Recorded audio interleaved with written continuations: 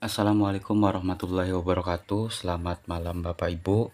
Dalam video sharing kali ini saya akan menginformasikan mengenai penyusunan utama kebutuhan P3K guru ya, guru dan tendik. Ini dalam naungan Kemendikbud 2024. Jadi untuk referensinya saya ambil dari hasil sosialisasi Menpan RB untuk dijadikan acuan dalam Juknis atau penyusunan kebutuhan guru dan TU. Baik, langsung aja Bapak Ibu di slide berikutnya. Di sini rekomendasi dari Pan RB ada upaya untuk penuntasan ASN khususnya di lingkungan Kemendikbud ya, guru dan tendik gitu. Kemudian ini akan tetap mengupayakan penuntasan lulusan passing grade atau P1 yang dimana pada tahun 2021 itu masih ada guru P1 yang belum terangkat atau belum mendapatkan formasi. Nah, di sini dari 14.070 prioritas 1 ya, ini yang terakomodir formasinya pada usulan 2024 sebanyak 11.437. Jadi sisanya itu 2.633.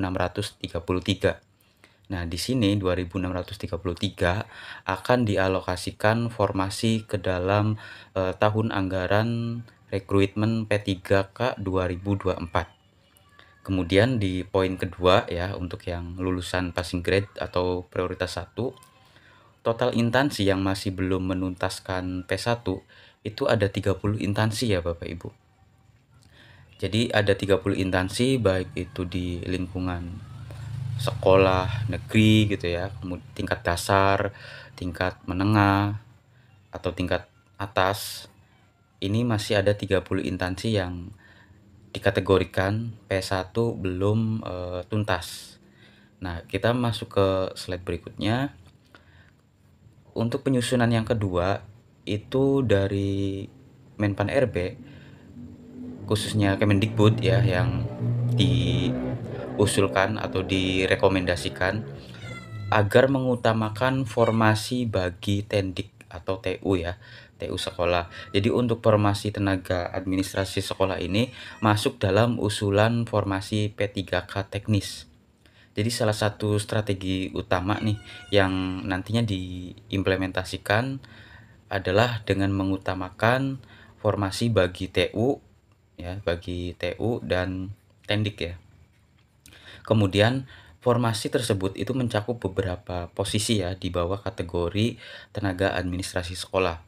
Jadi kalau Bapak Ibu lihat ya, menyimak video sebelumnya, bahwasanya untuk analisis jabatan yang kategorinya prioritas tenaga administrasi sekolah itu ada nomenklatur ya Bapak Ibu, nomenklatur jabatan dari tingkat TU yang lulusannya SD, SMP, SMA sampai S1 itu ada nomenklaturnya. Nah, di situ nanti akan diprioritaskan, kemudian masing-masing ijazah itu akan menempati atau masih dalam posisi tenaga administrasi sekolah ya. Tapi nanti ketika daftar di SSCASN masuknya ke tenaga teknis Bapak Ibu. Oke, kita lanjut ya ke slide berikutnya. Kemudian penyusunan yang berikutnya tetap menggunakan data Dapodik dan database lulusan PPG ya. Ini mungkin ada sedikit informasi yang kurang mengenakan, bahwasanya bagi Bapak Ibu yang dulu kategori 3 ya, kategori prioritas 3 atau umum yang ingin mendaftar P3K itu harus terdaftar di Dapodik plus bersaing dengan PPG baik itu dalam jabatan dan PPG prajabatan. Nah, yang disayangkan ini sekedar informasi ya Bapak Ibu, yang disayangkan tenaga honorer yang masih tersisa masih banyak, sedangkan dari Kemendikbud sendiri atau rekomendasi dari Menpan RB ini tetap ada upaya untuk mengutamakan atau skala prioritas PPG prajabatan.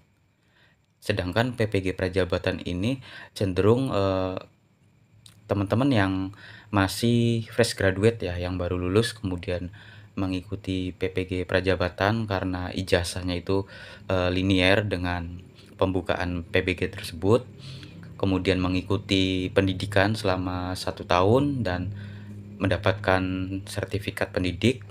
Nah, itu adalah modal utama untuk, teman-teman yang lulusan PPG Prajab bisa melamar di P3K Guru tahun 2024. Bahkan untuk yang lulusan PPG Prajabatan atau yang lulusan PPG ini akan diprioritaskan karena sudah masuk ke database dari Kemendikbud.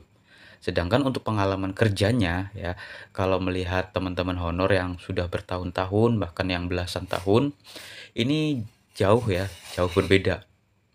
Tapi balik lagi dengan, kebijakan dari Kemendikbud dan Menpan RB, bahwasanya di sini dalam penyusunan formasi itu nantinya tetap menggunakan data pokok pendidikan atau Dapodik dan database dari lulusan PPG, baik itu PPG Prajabatan dan dalam jabatan.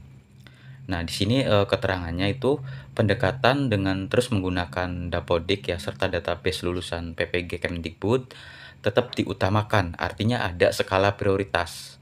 Skala prioritas, dulu di tahun sebelumnya untuk yang teman-teman yang sudah mendapatkan Serdik, itu tinggal mengupload berkas ya, mengupload berkas kemudian langsung ketika ada formasi, dia langsung dapat afirmasi ya, nilai yang cukup besar.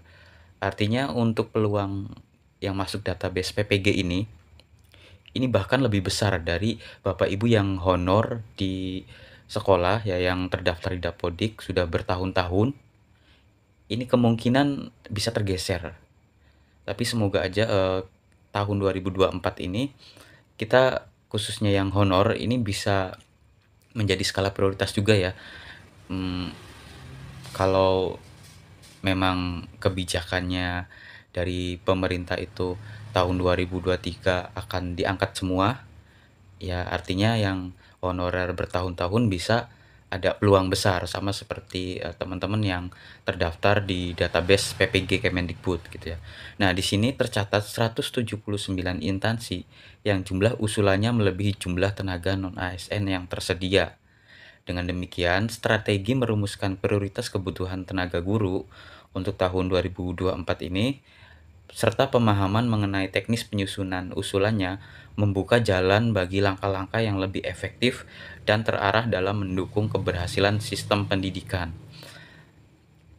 Dalam aturan ini kita masih abu-abu karena belum ada aturan yang turunan dari PP yang nomor 20 ya, yang disahkan di tahun 2023. Kita masih menunggu untuk teknis, kemudian persyaratannya, apakah nanti honorer ini masih layak ya yang, diprioritaskan untuk menjadi ASN, atau mungkin berita buruknya bisa tergeser oleh teman-teman PPG yang prajabatan. Ya semoga aja ada kebijakan dari, pemerintah. Kita tunggu informasi berikutnya, kita update terus ya. Jangan lupa Bapak Ibu subscribe dan nyalakan loncengnya untuk informasi-informasi terbaru, khususnya update rekrutmen ASN di tahun 2024 ini.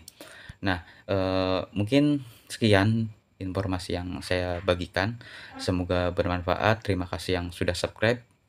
Saya akhiri, wassalamualaikum warahmatullahi wabarakatuh.